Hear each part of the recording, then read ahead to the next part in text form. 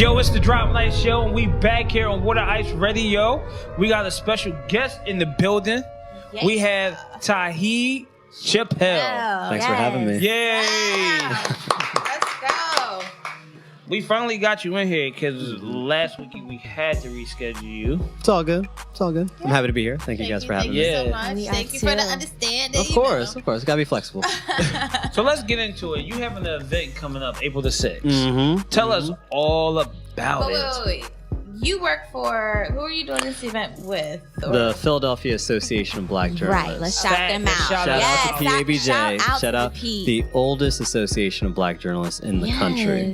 The first association of Black journalists in the country. And this major. This is history. It's major. Right. This is, so there's a national group called the National Association of Black Journalists. We are the parent. We are the top. Yes. For without us, there would be no NABJ. Facts. I love that. PABJ is leading the way with this. Yeah. Okay. Yeah. I just seen an interview. I didn't know Jamila Hill was a Part member. of the I said, wow. We got some big, powerful people. Y'all I said, do. wow. Yeah. I mean, we try to build pipelines to create media professionals. We have to control the medium, and the media is the message. And so Right. we're trying to train people to control the message. Yes.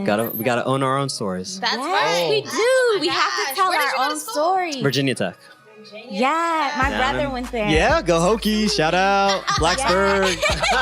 Yes, Blacksburg, where there's nothing Yeah, but yeah. tech to Yeah, do. Right? yeah, there's nothing but nothing. to go there. Man, this is so dope that you're doing this event. Thank you. So obviously you must be someone that's kind of immersed in the cannabis industry. They gave this to you to kind of Colors lead. of cannabis. Yeah, Yes. so the event is called More Than Just Green. More than just green, The right? color of cannabis. So it's almost like a double entendre in a sense that we're talking money, obviously. New Frontier Data, which is a data hub for cannabis analytics, is projecting the legal marijuana industry to make $7 billion. Wow. Still billions. It's a multi-billion-dollar industry in 2019 projected sales.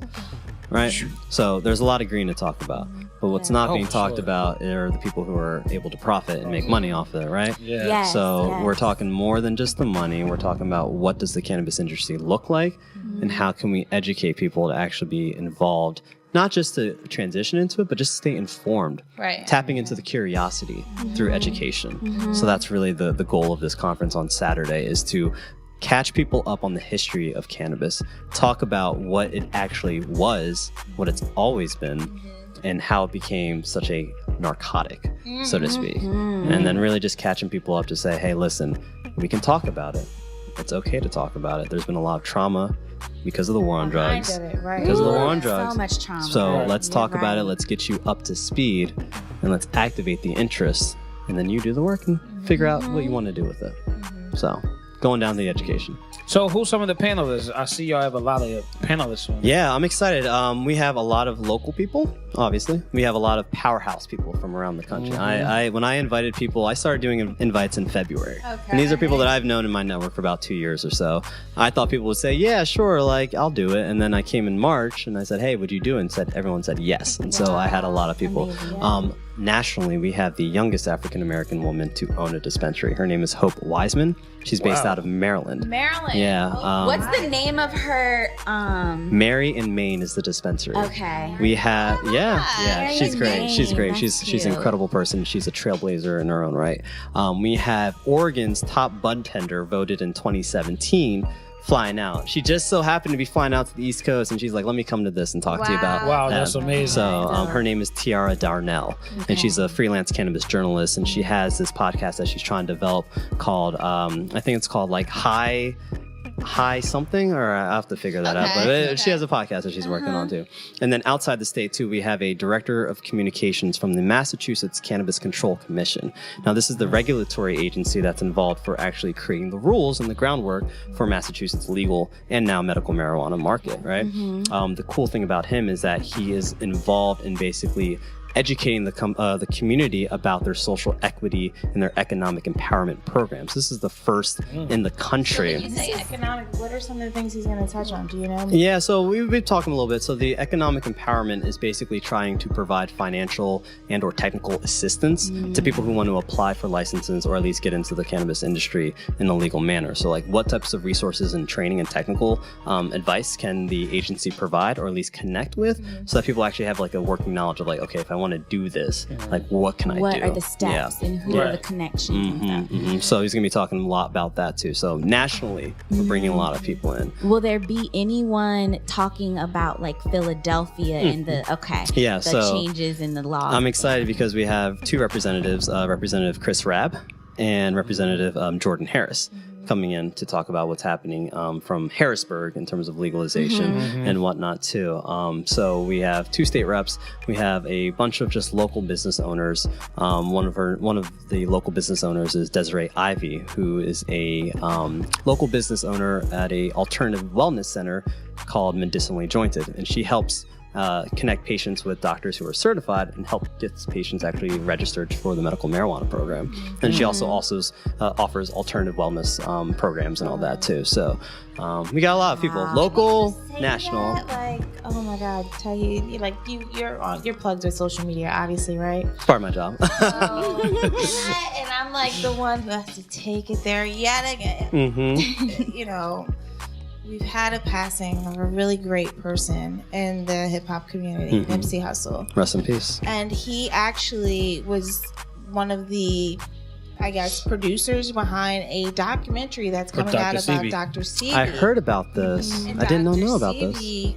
Was a world-renowned holistic doctor from Honduras. And he was probably most highlighted through Left Eye, who was one of his patients or one of his caregivers. Yes. And so since that, there's been so many more killings of these holistic doctors. I don't know if you're familiar with that. You know, I heard a little bit about this. You know, it's stay away from that. It's something that I've heard about like a year or two ago, where someone had speculated, and you know, this was before Nipsey and everything, but like someone had speculated that people in the cannabis industry were being killed by big pharma people because they didn't want people to disrupt that market. I can't really speak to that. You know, I haven't done my research on that too. I hear that Nipsey's documentary, what he's been working on, is going to be pretty revealing and interesting, but like, you know, I haven't done my research on that. And for me, you know, working in the media, is that I like to learn about facts, and I want to make sure that I have my facts correct too. You know? How powerful is cannabis? I mean, if you talk to parents who have children with epilepsy, you can see it. I mean, Parkinson's. Like there are videos upon videos that it shows how much it helps. Yes. The appetite, and not even just the flower, but the root, the hemp. Like it's been known for years, thousands, ages. Ancient. You know what I mean? To actually having beneficial factors in all realms of life, from clothing to medicine to plastic to you know, you name, you can create anything from hemp, believe it or not. When you think about it too, is that, you know, California led the way in terms of legalizing for medicinal use for AIDS patients. You know, wasting. You know, people were wasting. That was where they originally 1996. Wow. I didn't know that. I didn't know that either. What exactly? Wow. Okay, so we know you're a part of the Black Journalists Association. Do you work for an outlet right now? Yes, I work for the Philadelphia Inquirer. Okay. I work on their audience and engagement team. Wow. Yeah. So that's how you transitioned here from Virginia, or was it before? So before here, I worked at the Washington Post, and it was there at the Washington Post that I really got into cannabis. I'm a medical marijuana patient. I suffer from an autoimmune deficiency disorder called ulcerative colitis. It's a really bad, just bowel disease that, you know, don't want to get into. I don't want to get into it.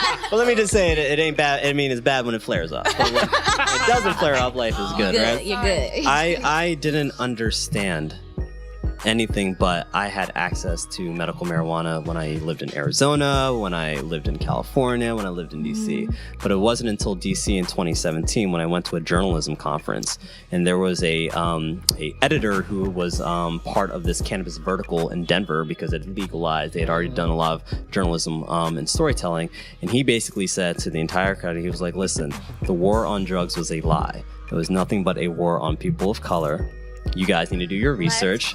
Yes, Let's call it, right? Yeah. And so he said, do your Definitely. research. There's so much accountability to be had, not just with the legal market, but with the government that peddled this propaganda. And that the media played a role in exacerbating and creating these lies and spreading them. And how did you feel about that as a professional? Not that I was skeptical, but I was like, okay, this guy's well known. He has to be talking about something, right? If he has a job. So I started doing my own research, and that's what you do, is that you just do your own research and you start realizing exactly what happened. Exactly like how this person named Harry J. Anslinger, who grew up in Altoona, Pennsylvania, by the way. So there is a Pennsylvania connection. Okay. He was the godfather of what we now know as the war on drugs. This is pre-1968, y'all. This is this is well thought out before the Reagan years. Before. This was pre-1937 when the Marijuana Tax Act came out. Like, this was before that. This was 1920s. This is before. Sheesh. The rabbit hole that I fell down after 2017 is what really activated my passion in educating people. Because if, at the end of the day, when we're talking about legalization, when we're talking about getting our people involved in this industry, they cannot know how to get involved if they're not educated. And if the media is part of the message, if the media is not reaching them, then they're never going to know. So part of the PABJ's mission is to educate and do community reinvestment. And part of this is what we're going to be doing. It's educating people so that they can spark their own curiosity and go down the same rabbit hole that I did. Is there any talks of reform that's going to maybe take place at the conference or at some point in time? There's going to be people. That needs to be a part of I wish. Hey, shout out. Hey, if Meek is listening, like come through. Yes, Meek. There's going to be people who have been involved, obviously, in the movement to legalize, not just for the medical purposes, for the adult use purposes as well. We're going to have people from New York. We're going to have people from Jersey. We're going to have people already from Oregon and Massachusetts, which have legalized already. So there's going to be discussions about what does a engaged community look like, and how does that actually influence policymaking decisions at a state level too. In New Jersey, we saw that their bill unfortunately was pulled before it was voted on. New York also, did not have the push for adult use that they had hoped for. But we're going to be talking about that. We're going to talk about what happens when you can get a community involved and what does that look like. Yeah. All right. So, wow. I feel like we have some, and then I appreciate you for actually having a, conference about this, because we had literally women which is airing tonight, actually, for the abuse. It was women who were sexually abused, and they're all like older generational survivors. And they have a book out. So there's a lot of topics that the hip hop community, certain communities just don't talk about. Yeah. And cannabis is happening. not, but everyone does it. Everyone does it's it. referenced all the time. It's always referenced. It's referenced. Really But how- involved. Right? How do one Anything. Right, but how do one change the minds of people who see this drug as bad? It's a difficult thing, but one thing you cannot do is shut them out. You cannot say just because you disagree with me doesn't mean I'm going to talk to you. I don't even really think people really see it as bad. It's just the fact What? that it's What? illegal. There are people. Oh, you're saying the legal factor. It Okay. opens up now you do other. There are those, but it's very far and few. I see what you're saying. No, see what you're saying. We are in a good position, especially being on the East Coast, to see what the West Coast has done, to see the research and the data that come. You can't argue against data. Can't argue against when the Colorado facts. says that teen usage has dropped since legalization, you can't argue against that. When their state departments are saying that, who are you going to argue with? Right. Right. You can't. So it isn't so much of arguing. It's more like, here's what we know already. We've known this, and it works. and it works. They proved it. So And you obviously can vouch because you're a patient. Yeah. Exactly. I feel like every state is eventually going to get there. They just got to all figure out how they're going to do it on their own It's terms. no longer a question of if, it's a question of when and how. And how. Right. How's it going to look like? Yeah. What's the structure going everything to be? has to work into the state guidelines unless it's a federal thing. But Do you feel like you want to get into dispensary? I feel like working, I think educationally, I think it's great. And for full transparency too, I actually work as a part-time patient advisor at a local dispensary too. Okay. I actually work at that.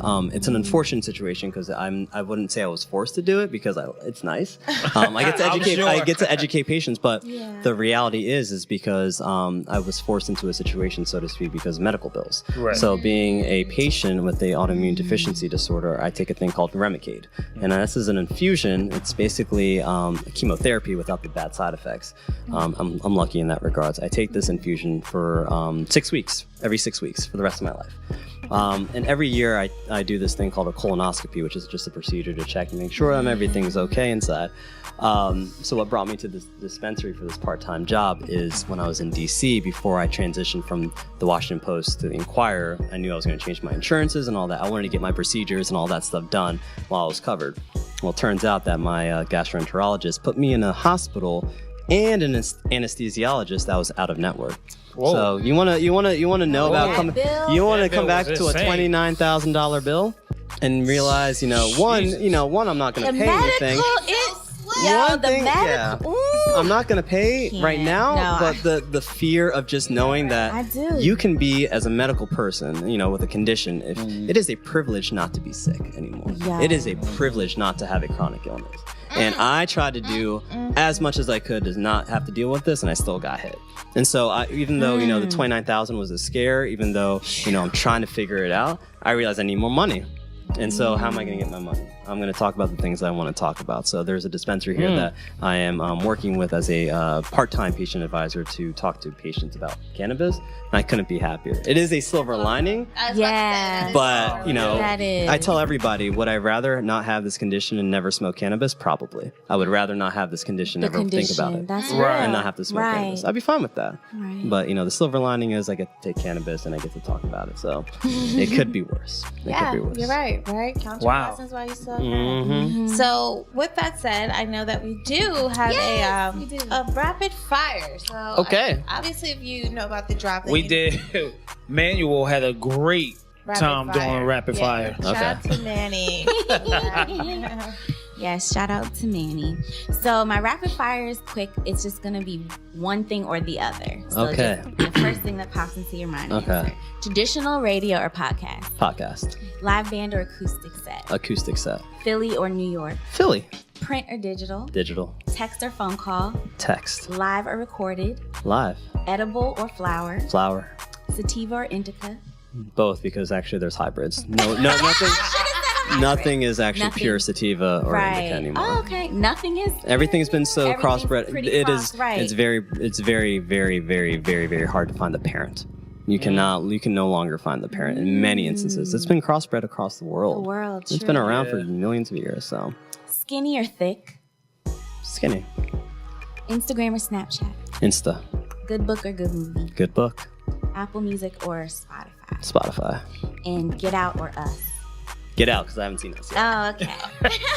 Y'all sleeping on I hear Us as gory. I hear Us as gory, and I'm not a blood person. It's not. Get Out for me was like enough it's still gore, very which is much more like a psychological thriller. I wouldn't overhype it. It's not that gory. I'll probably and I love like horror. I've seen it twice. You've seen it twice. I've seen it twice. Seen it twice? Probably going to see the third time. Does it have Easter eggs? As soon as someone Does it has like Easter eggs where like you didn't realize it until you like at the end? The crazy thing is, so for me, the second time was like I got the Easter eggs, and now I'm gonna sit here and enjoy because I can like get I already got the gist of it, so now I can kind of like pinpoint these little things, these little Easter eggs exactly. But they say his movies have messages in them. Well, that's what we're talking about. That's Easter what we're talking eggs about. are like messages, a metaphor for that. Duh. It's okay, boo. It's been a long day. We gotta get my baby out of here. He said, and the messages.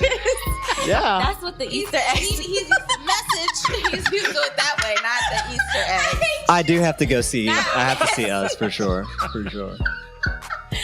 Look, they're crazy. I'm sorry. A long week. It's been a long week. Go see it. I'm curious why. He's a really great director, writer. Of course, yeah. And I love things that make me think. Is amazing. Like I love to think and kind of have to be like walk away like, yo, wait. Yeah. So like you have to sit and ponder like, what did I see? I want to be able to do that. That's good. So why do you prefer text over call?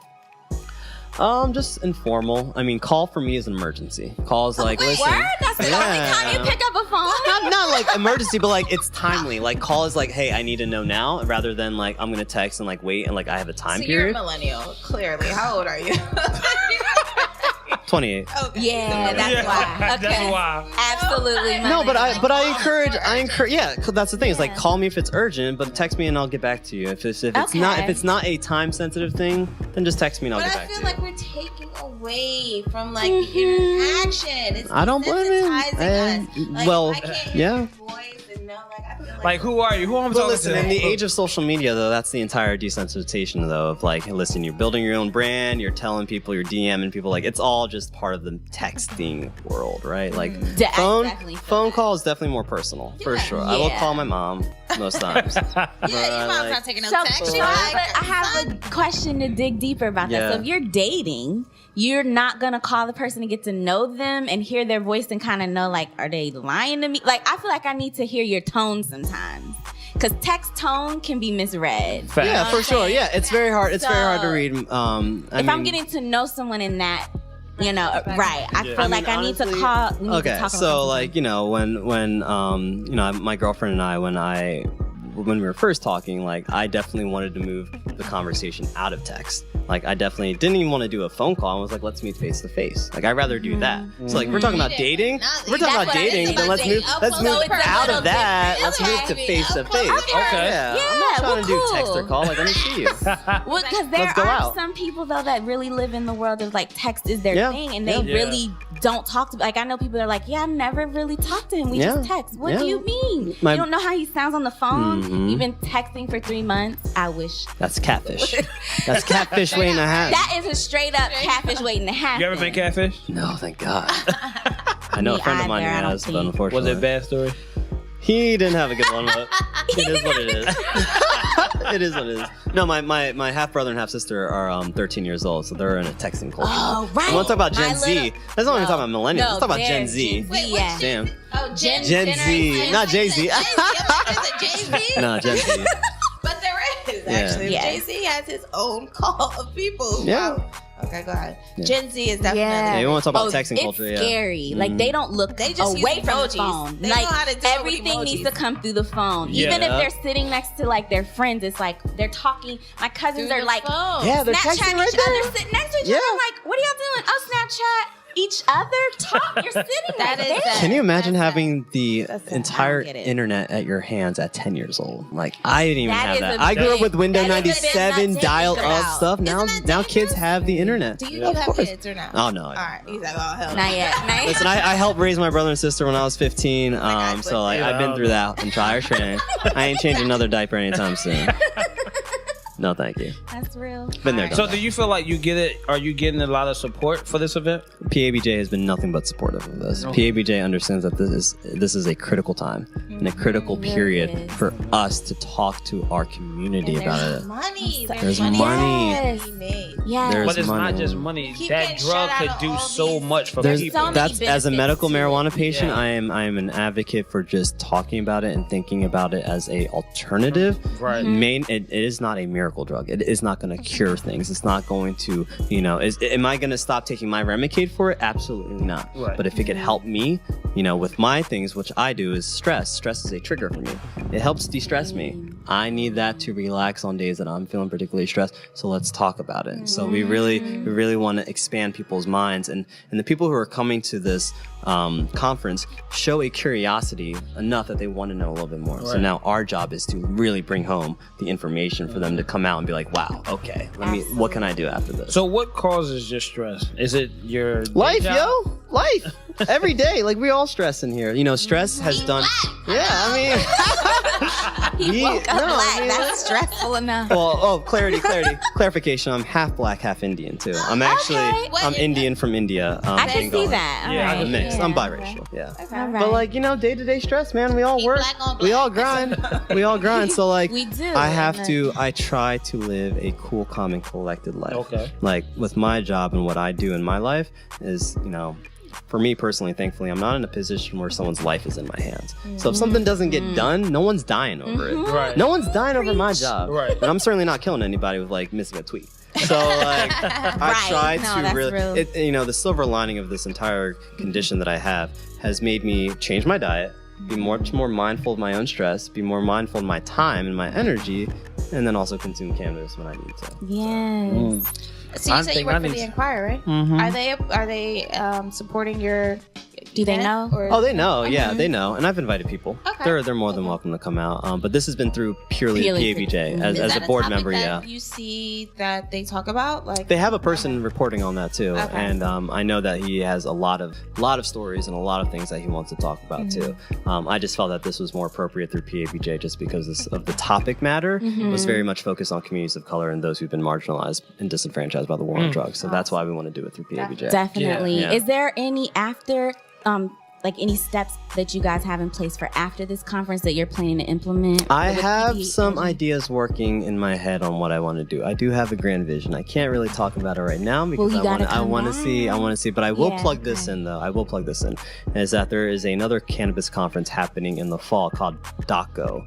And it's like the Diasporic Alliance something, but it's the DACO conference, and it is a free conference, and it basically brings in the community to talk about more of the industry and how to get more into the business. We're more about the educational, historical, medical type of thing, and then they're more of like the how can you actually transition your business in there. So there is a conference coming up in the fall that we are interested in, trying to figure out what we want to do with that. But we're going to get through Saturday. Right. I'm going to breathe a little bit. I'm going to take some vacation after this. This is my first conference ever. This is my first time I've ever done this. This is the first time PABJ has done this. So we are really charting or stepping into uncharted waters that I'm really excited about. Yeah. And this conference on Saturday is just going to be awesome. Was it hard putting this event together? I have an incredible team. You can't do this alone. Nobody can do it. Y'all know that. Yeah, so I have an incredible team. That has been supportive, that has been also just really energized by the fact that I'm doing this too. So when you have a team that's really believes in your mission, your vision, your strategy,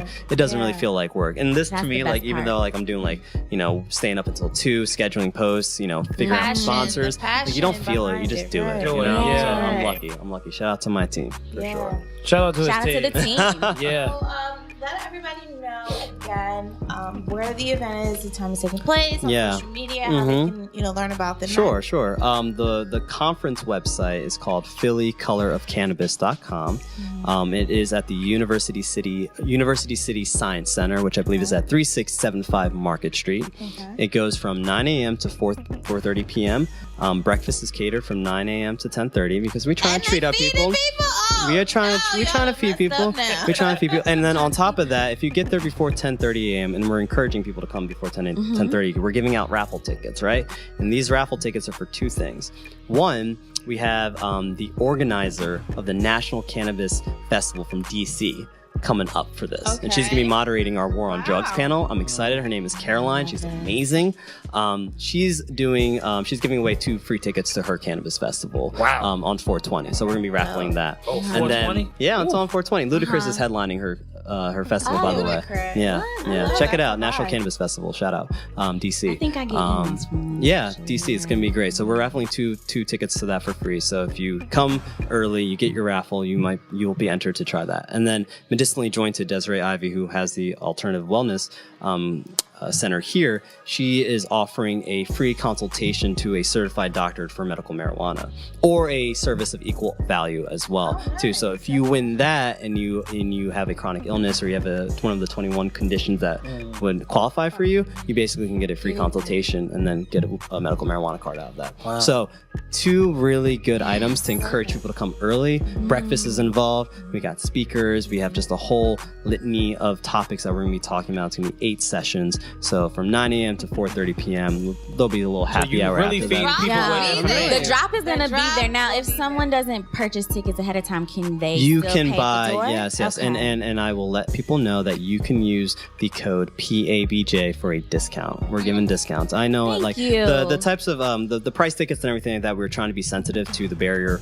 of entry for cost. And we've hit our good sponsorship goals. We've hit everything in terms. So now we can actually offer some really good discounts. So PABJ, That's great. $15 off. Yeah, check it out. phillycolorofcannabis.com is where you'll get all your information on the people that we're bringing, the tickets and all that. And so when you go to the Eventbrite, you can enter that code and you'll Now, get a what good kind of discount. breakfast? Toast? Oh, Finish, continental. ready to talk about the food. Continental. We're talking about continental breakfast. steak with eggs and cheese. There will be your protein. You'll get your protein. You'll get a protein? You'll get your Protein protein, bars. and you'll get some coffee. You'll get some orange juice. Some tea? This place that we're bringing people to. Look, Listen, you better eat before. it'll be good. It'll Bring be a good. banana. Doors open at 9, so everybody come out for sure. Look, we are definitely excited for you. And Thank you. Anytime you have anything going on, just know the Drop Night Show is always here. Oh, for sure. Appreciate it, We are guys. definitely family now. Thank you. Congratulations. And find the Drop Night Show. Where can they find us, Tam? You can find the Drop Night Show. Oh, you by your government. More. You call me by my government. It's Is been that next week then? so April 9th, Tuesday at 6:30 p.m. It I'ma starts. drag her. Come through. No, because we've Come been through. talking. Like, I definitely Yeah. have Pipeline been to Philly. send my Because she does application. PR. Oh yeah. I work at Philly PR Girl, Yeah. so yeah. Come through. Okay. And I forgot to plug in too. So PHL Cannabis is where you guys can find us on Instagram and Twitter too. Okay. On Instagram, we're Yes. showing we're plugging in all the speakers and panels so Okay. people know ahead of time what they're getting themselves And is there into. something they can tag, like if they come? Oh, in Philly to the Cannabis is event? the hashtag. Philly Okay. Cannabis is the hashtag. PHL Cannabis is our gram and our Twitter. Nice. For sure. There you have it. You got Well, it. we're gonna definitely try to make it on Saturday. Yeah. Yeah. Tauhid Chappell, thank you so much. Thank Thank you so for having me, much. guys. Yeah, Appreciate it. Yeah, Yeah, of I course. learned Yeah. a lot tonight. I did. For real. I'm Thank quite you. sure if we had more time, we Have more Really? questions. We would Have probably more- roll up right now. Yeah. I'm down. Shoot. She's like,